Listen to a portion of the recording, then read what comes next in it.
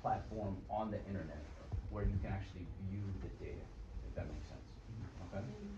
Now, the way the channel works, it goes the other way, is you add the profiles for the players on the cloud, okay? Then you send that information to the console, then you map the unit to the console, and that sends that information to the unit, okay? Now, anytime there's an issue, there's usually a problem in that chain, okay? So an example is, let's say I make an athlete on the cloud, I process that data, or I send that data to the console, but I don't map it, that means you're not gonna see the unit, number for that specific unit, if that makes sense, okay? Now, as long as you follow the chain, it always works, okay? It's as simple as that. Yeah, can you bring up the console in there? Oh, yeah, sure.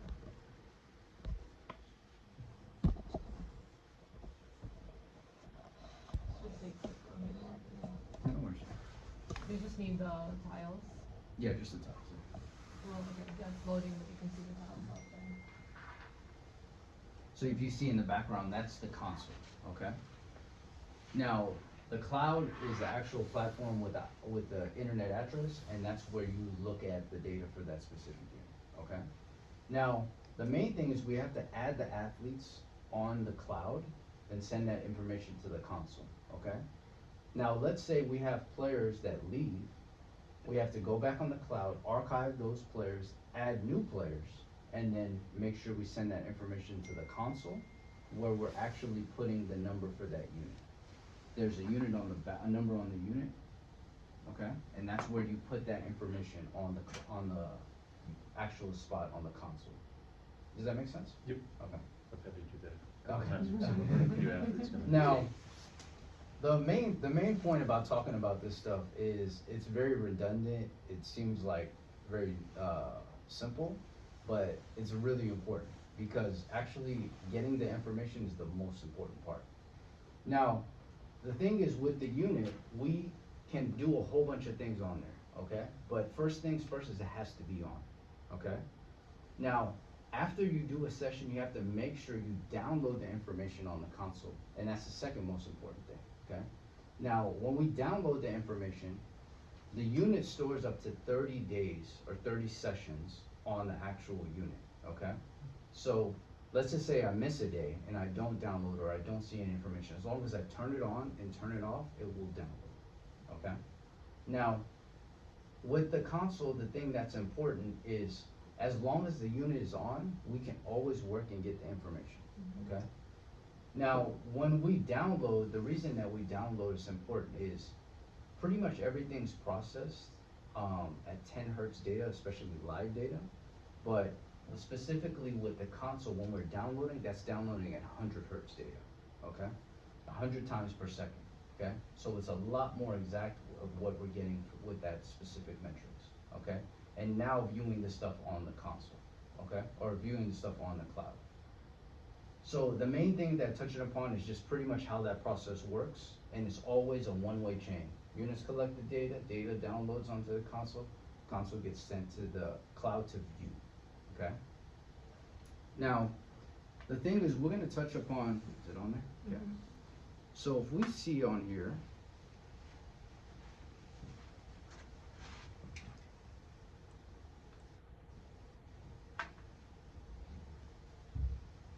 you can see your whole team loaded right here on the console. So this is specifically on the console. Now, anytime we do a session, okay, and we're missing data, we have to check and make sure that mappings are correct, okay? Now, if a unit is not mapped correctly and does not have a mapping, it will pop up here and you'll see it says unassigned devices. So pretty much what the computer is saying is, I've downloaded data for a device, I have the number here, but it's not assigned to a player, okay? So if we see that, the main thing we're checking is, do we have an athlete profile and do they have a number for that specific day, okay? Now, the other thing that's important with this is going back to this part with the tiles. There are many things to do on this tiles button, okay? The first thing is start, which just takes you to this main page where the timeline is. And from here, you can see all the players that you have mapped currently on on this team. Now with tiles, there are many other buttons, okay? There's last activity, full sync, fast sync, cloud archive, data importer, data transfer, data device manager, upgrade device, refig, config. That's more advanced, but and then my cloud accounts. Now, the main thing is, I'm gonna say this very emphatically, always full sync, never fast sync, okay? Never fast sync, always full sync, okay? When in doubt, full sync, okay? When in doubt again, full sync again, okay? Now, all that's doing is it's sending the data to the cloud and it's sending it with, as a whole, okay? Now, there's a couple reasons why we have fast sync, and it's a little bit more reasons why we do Or that. like low bandwidth, if you're like in a place where you just literally need it like in 3 minutes, like it's one of those things. But yeah, like I also tell a lot of my clients who have like really bad internet out in Asia, like still try to get full sync as much as you can, at least once a week, like at the most. No, 100%. Yeah. So now the thing is, a lot of problems get solved by full syncing. Okay. Now the other thing that's important is there's this button here called data transfer. This is to download. Now when we do data transfer, it's automatically kicking in to download the information. So as long as you click it, you have the information or the stuff plugged into the computer, it will download. Okay. And if it's not, something's wrong. Either the wire is not connected, it's not, something's going on, okay? Now, once we download the information, we always have to full sync. Like I said, always full sync, okay? Now, the last thing that we're gonna touch upon of these tiles is called Device Manager. And Device Manager is where we set commands to the units, okay? Now, there are a lot of commands we can run, but the main ones are to set the alarm, and alarms are pretty much, you are actually setting a time that you want the units to turn on, okay? So if you don't want to actually turn them on manually, you can actually set, I want to say it's the unit is going to actually turn on this specific time, okay? Now, if you have a team or a coach that practices pretty consistently, you can set an alarm. And what sports are you working with? Men and women's ice hockey mainly. Okay. But I can work with whoever, Yeah, whenever. yeah. She's a mercenary. She No, that's good. So a lot of times, like, it depends. Like, well, for football, they have so many units, they can't turn all of these on manually. It's crazy for them. So they just set an alarm, put it in the unit, and practice is probably pretty consistent at the time it starts. Now, there are other commands to run on here, such as erasing sessions, enable GPS, enable Bluetooth. But main thing for that is to touch upon with Nelly, where you can talk about a lot of these specific things and what those are, or myself or anybody in our support team. We can really talk about the nuances behind what you're doing here. But don't do anything on here that you don't know, okay? So just make sure to ask. That's the main thing. Now, can you bring up the clock on here? Sure.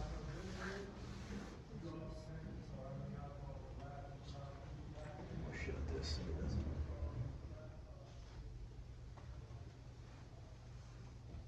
And to everybody in here, like as this is going, if there's a question or a comment, or if like we feel very proficient with a certain area, we can move on. You know, we can tailor this to whatever you guys like. This first little segment just about the system, like we can go a lot of different ways. These guys can help us in a lot of different areas. Honestly, a good refresher.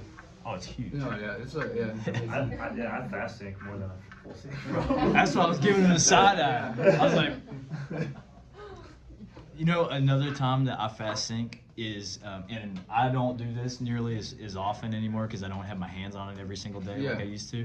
But like if I have to switch an ID number, that would be a time I fast sync. But if I'm ever downloading data, it is a full sync. So the thing is with a fast sync, if it's fast synced already, it's gonna go through fast. Even if you change a mapping, it's just gonna reprocess, it's looking for the mapping in the program. So it's nothing to really balk at. The thing is when you don't fast sync, it's backed up because when you're full sync, it's 100 hertz too, by the way, that's the other thing. So it's taking a lot more information to send up specifically with the IMA data. Now, that's where it's always important to full sync, just make sure to get it done with. It takes you an extra 5-10 minutes, but bro, it's worth it. Yeah. Because if you fast sync and it doesn't work, what are you gonna do? You're gonna Full do it sync, again. yeah, you know. With So- good Wi-Fi, like in a university too, like Yeah. that full sync goes so fast. Yeah. Yeah. I mean, for like, I think some of the teams I like have under my account, they're playing in the mountains. So I'm like, well, when you get to the hotel, there's no reason not to. You know. Yeah. Okay, so we're gonna go through a little bit of the sports science now. I'll put this in second. Okay, now, so the gist of Catapult is really load monitoring, and the point of load monitoring is to equate volume and intensity. That's pretty much it, okay? Now, volume intensity is simple in the weight room or in strength and conditioning. Pretty much weight times reps times sets. It's pretty much simple, okay? Now, with on the field stuff, it's a lot harder to equate volume and specifically intensity, okay? Now, there are many different ways of doing this, but I'm gonna just talk about really the principles that go into this. And the main overarching principle is general to specificity, okay? Now, the volume metrics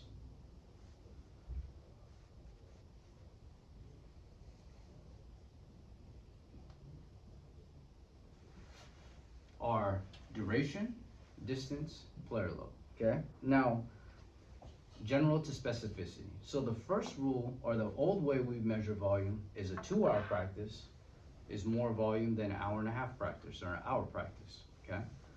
Now, that's a great way of measuring volume too. I mean, it's simple, but it's a very great way of measuring it. But the next specific or specificity behind that is distance. So we say, if I cover 1,000 yards of practice and you cover 500, it was more volume for me. Okay, and then lastly, the more specific way is using the accelerometer or accelerometer based is player load. And player load, all player load is it's measuring movement. So it's saying if this much is 1. 4, okay? The more it moves, the more it goes up, okay? And it's moving on all 3 planes. That's all it is. Up, down, side, left, right, it doesn't matter. It's just movement. Doesn't matter how fast you go, doesn't matter how slow you go. Just movement, okay? Now, the example I always give is this. Let's say me and you are in line on a football field. Mhm. I tell you to run 100 yards, Mhm. and I'm gonna stand in place and do tuck jumps till you run 100 yards. Mhm. Let's go through each one, okay? My duration and your duration is gonna be the same, because I'm doing it as long as you're running, Mhm. tuck jumps. So 12 to 15 seconds to run 100 yards, okay? The next is distance. Distance, yours is gonna be 100 yards, mine is 0, okay? So 0 versus 100 yards. Player load, I'm gonna get player load from jumping up and down in place. You're gonna get player load from running. So our player load is gonna be similar, 12 to 12, okay? Mhm. So that's pretty much where the principle of general to specificity is going, okay? Now, with player load, you can't go wrong because it's specificity behind the volume. But the next step from that is intensity, okay? Now, with intensity, you can't look at one metric and say it's intense. It's like it looks like a duck, quacks like a duck, walks like a duck. It might be a duck. You follow me? So with intensity, you have to look at a whole litany of parameters to be able to say whether it's intense or not. And I throw in this other caveat, if I have to see it too, you know what I mean? So with intensity, the metrics for intensity are player load per minute, high speed distance, explosive efforts, or IMAs.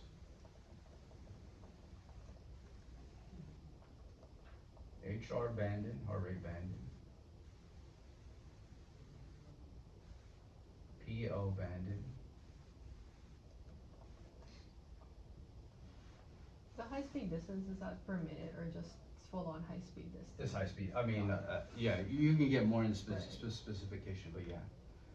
And we're gonna touch upon each one, but But let's just start with the first one, player load per minute. It's a pretty simple concept. We're taking that player load number and we're dividing it by the time.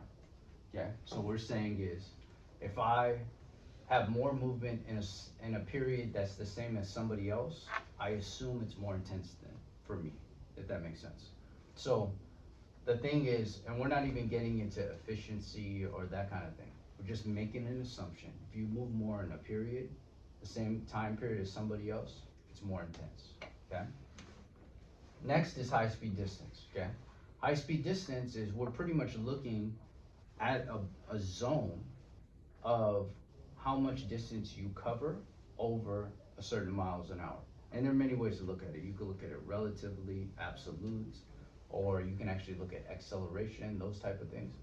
But high-speed distance is like how much distance you cover over 12 miles an hour, and that's in the US, our absolute value, okay? So 12 and above.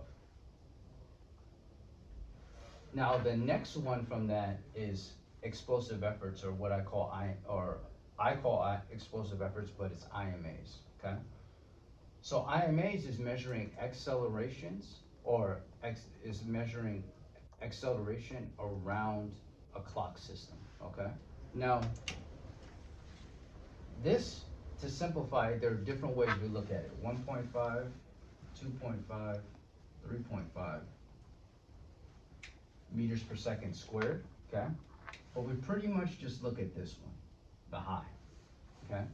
Now, when we're looking at the high, the way I simplify this is this metric is pretty much looking at how much you go from 0 to 8 and 8 to 0 miles per hour. And that's just to simplify it, okay? But in essence, it's 3.5 meters per second squared, okay? Now, the way I always give this example is, let's say we do the t-test, okay? Pretty much,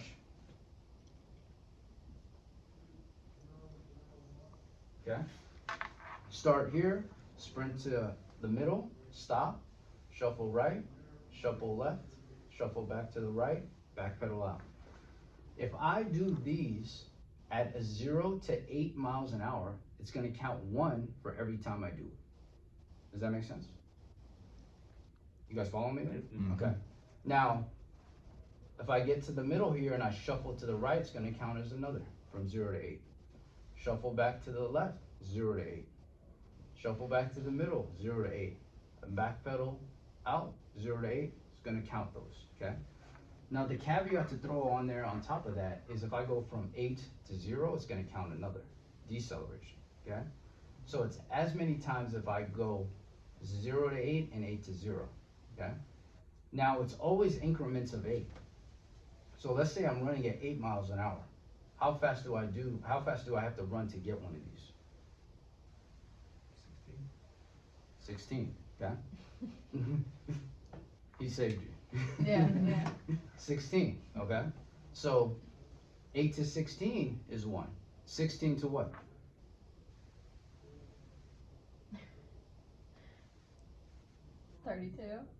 No, 24? Thank you. Oh, just Okay. another one of 8. Yeah, exactly, okay? Now, the thing is to think about this is, we're looking at it, how many times you do it once, efforts, okay? Now, we can look at this as based on a clock system. 12, 6, 3, 9. And we can do it directionally, because it's the units on the back, this is always 12 o'clock, okay? But we really just look at it to start from a total. So we say, in a practice, how many of these did you get? So if you got 50, 60, whatever, and we can get into the numbers later specific to your sports, but we're really looking at how many you get of these in a practice or game. Now, the important part about this is there's acceleration you can look at from GPS, and GPS acceleration is pretty much just saying, you were here, now you were here, it took you this fast to go from here to there. So that's one effort. And by the way, in these zones, we can change the zones to whatever you want. And then also you can look at the zones from efforts, distance, time, whatever you want, okay? But just to start, we look at, specifically with IMAs, we're looking at it from efforts, how many times you do it, okay? Now, the next one from that is heart rate. And heart rate band is pretty much heart rate zones, pretty simple. Everybody's done this, it's as old as can be, okay? The next one is player load banded, and you see this specifically in hockey a little bit more. So this metric where we talk about player load, there's what we call instantaneous player load. So spikes of movement. So like this would be a spike of movement, this would be a spike of movement. But we can actually put in zones for the amount of spikes that you have throughout a practice. And we can see how much movement or how much spikes of player load you're getting. So it can be another assumption of intensity, okay? And then last one is max velocity, okay? Just pretty much how fast you go at any time. Now the thing that's important from this is, these are the bread and butter of the system. Now there's over 500 metrics and many more. Then you can get into all these analytics and specific things. But this is the bread and butter of all the metrics from that, because they derive from these, okay? So it's really important to understand how this plays out. Now, the thing is, when we build out, sorry, turn it back on. The quick question about the banded player load. Yeah. So when that gives, cause I've never used that, Yeah. but I've been interested in it. When it gives you, the actual value for that, is it how much player load occurs within that band, right? So say a guy had 400 Mhm. overall player or load. Yeah. Right? So within band 8 of that 425, I guess, of the You got it, 400 occurred in yeah, that band. you got it. That's exactly what it is. It's saying, Yep. it's just like specificity behind the player load. Yep. So we can filter out, like think about with player load, all the time of them just walking around or standing in place, we can filter all of that out. Right. And hockey specifically, the reason why we look at it that way is hockey is very still sport. You know, there's a lot of just sitting around, and then also when they're actually getting movement, that's when we know we get a lot of information. Hockey is actually a really fun sport to mess with this. A lot of people also like looking at the duration within the bands, right? Like that's a big Yep. thing. Yeah, like looking at the duration instead of like even just the distance. Right.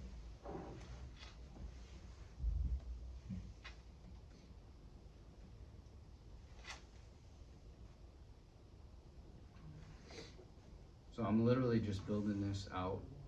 Do you have HDMI for this?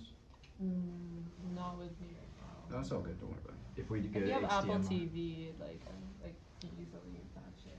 if we go HDMI, we're gonna have to go out there Oh, you have HDMI here? because that one is. Dang. Hey man. Man, what's up, bro? How you doing, man? Good to see you. too. Yeah. I was checking for my phone to see if you're making it. Yeah. No, I got in. Ben drove from Boston, so I was like, he's pretty dedicated, man. Stopped in Scranton last night. Yeah. Good to see you, man. Nice to meet you. Hey, how are you? Yeah, Good it's to been a see you. little while. Alicia, Alicia. nice to meet Nice to meet you. I'm Ben. Will. Will, nice to meet you. I'm Lindsay. Lindsay. Mark. Nice to meet you. If we go HDMI, we're gonna have to go to another TV because this one for some reason has not been too friendly for us. Would you have Yeah, I got one. I mean, the connection to that TV. Oh, I got is you. gonna be. Yeah, don't worry about it. I can just show this from here. Hey John, can you hand me that charger right there and cord? This? Yeah, a huge power bank? coach. I got stuck without power a couple How much is times. this 10,000 feet? It's the biggest one you can carry on an airplane. You can go to like Mount Everest with this thing. You can. I got it from some of my wife's friends that No, I hike a think lot. like someone, my power bank has like cords in it, so you don't have like to mess with a bunch of cords. But I don't think they have it. It's 26,800. Yeah, that thing, it's pretty solid. What do you call your IMAs on here? Yeah, it's definitely under IMA. Total IMAs? Yeah. Good trip. Yeah. Was a surprise how much was it this year? So Supposed to So snow are we- 3 inches tonight. 3 inches? actually, that might be on basic. It's funny, Yeah. Mark Lewis he just joined us today, day Okay. one, Yeah. coming from South Georgia. Oh, jeez. And it was 85 degrees, you said? Yeah. Yeah. So I left I'm- in short sandals and a t-shirt. Yeah. Yeah. So, It's like 60 in Boston. Oh, I got you. so as a I guy thought that's it was I'm that big. I'm really worried he's gonna turn around and go, Seen enough. Yeah. I've seen enough. There you go. Welcome. So we gotta Later have in the as week, much I as we think can. it's Yeah. nice. Well, this is the first time I I've seen think this it's supposed to facility. get a so- little Really? warmer Yeah. as the week goes on. We there's a lot of construction on the backside. Over there, they're getting a new weight room. Okay. Building it out. It's gonna be a palace for these guys. Yeah. And it's been good. When I was doing my like college. D, you can try to plug it in there. I'm not gonna promise it's gonna work. We got that new TV in the summer when another one kind of messed up, and it just has not had any luck connecting to HDMI.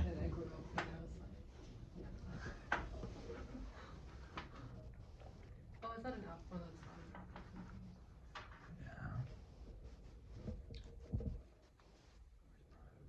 Yeah, okay. It says, we are connected to USB device.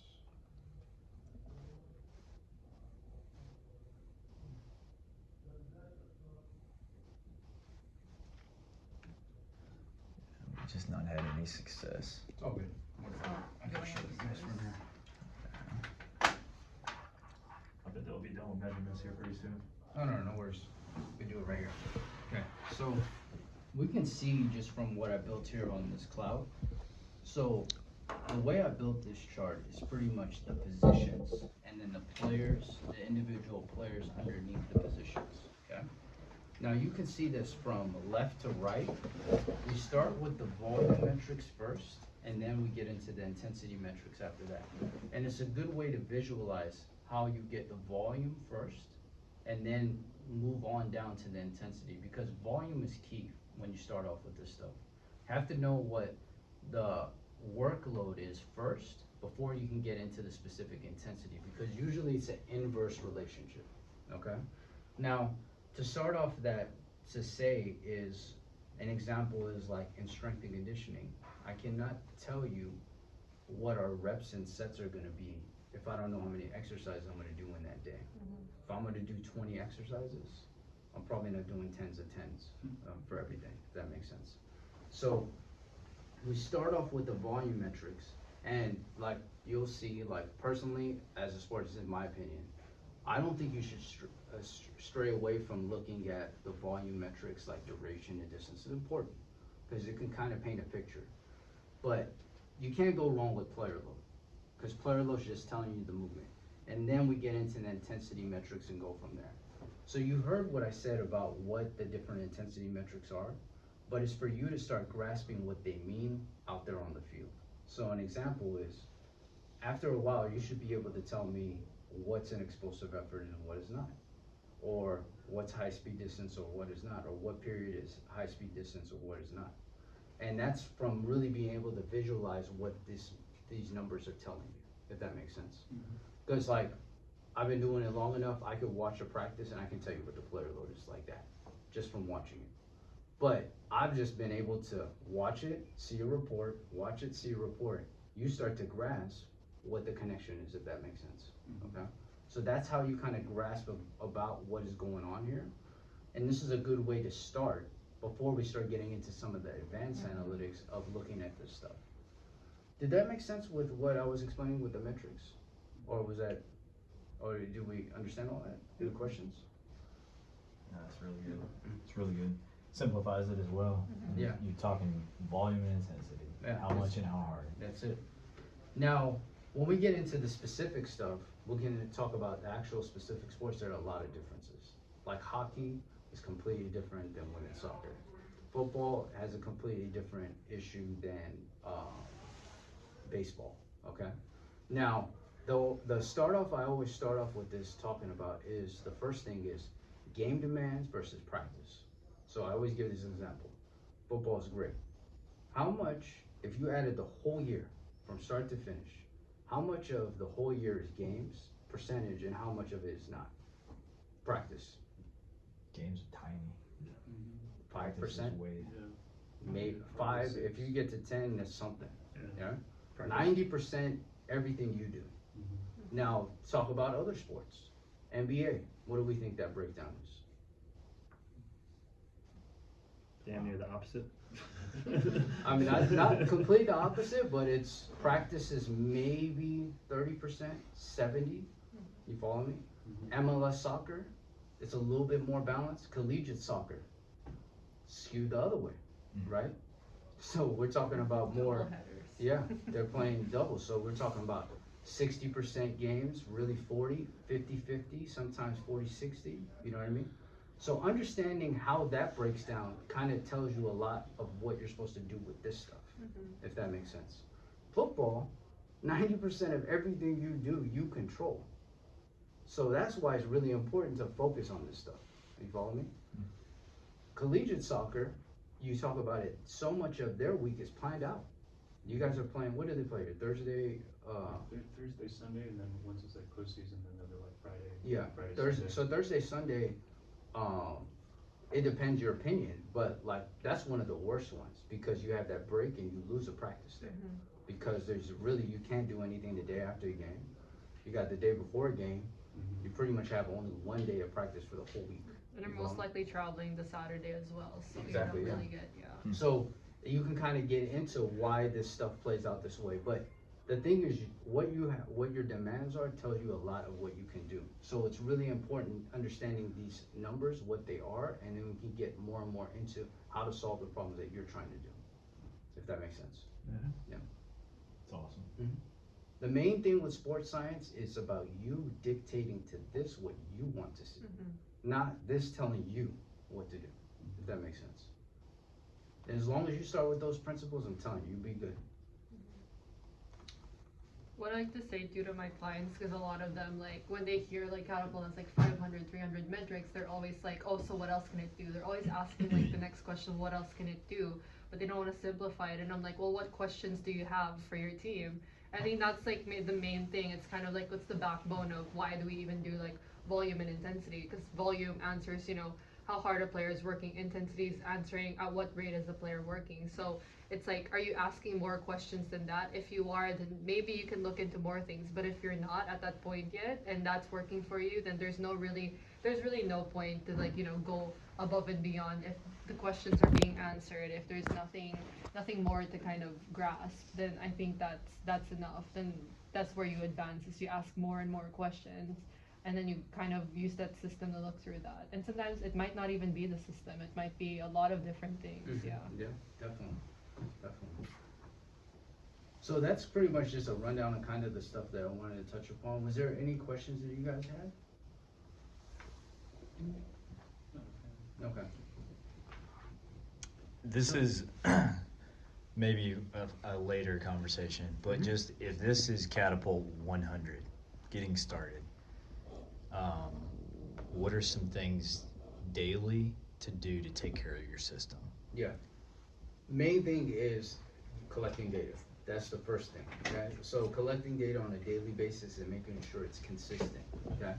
Now, the other thing is to monitoring and understanding you can conceptualize what you're actually seeing with this stuff. And then the third step from that is making a priority of what you want to change or what you think. Because remember, context is key. No context doesn't mean anything. People ask me all the time, look at our data, tell me what you think. I'm like, what the hell am I supposed to? I'm not here. I don't know anything. How can I tell you anything, you know? Because remember, context is key. This really helps you ask questions more so than answer them, if that makes sense, okay? Like, it's the whole thing we're talking about the long snappers. They had a whole bunch of long snappers. What happened? Like, what was going on? Or no, it wasn't long snapper. Who was it? What position were we talking about? That was, you noticed that they were doing more. Oh, the quarterback, sorry. Quarterback on the side had so many more. Had so many more, and they noticed that the quarterback was actually throwing when he wasn't actually in there. So it's like, it gives you a lot more to like curious, like what is going on? And you go down the steps from there. But keep the main principle general to specificity. Keep it general, and the trends usually follow. The team, positions, individuals, and then sports medicine and the other hats that we get into, those have other parts of it, but you have to start with where you're at first. It's awesome.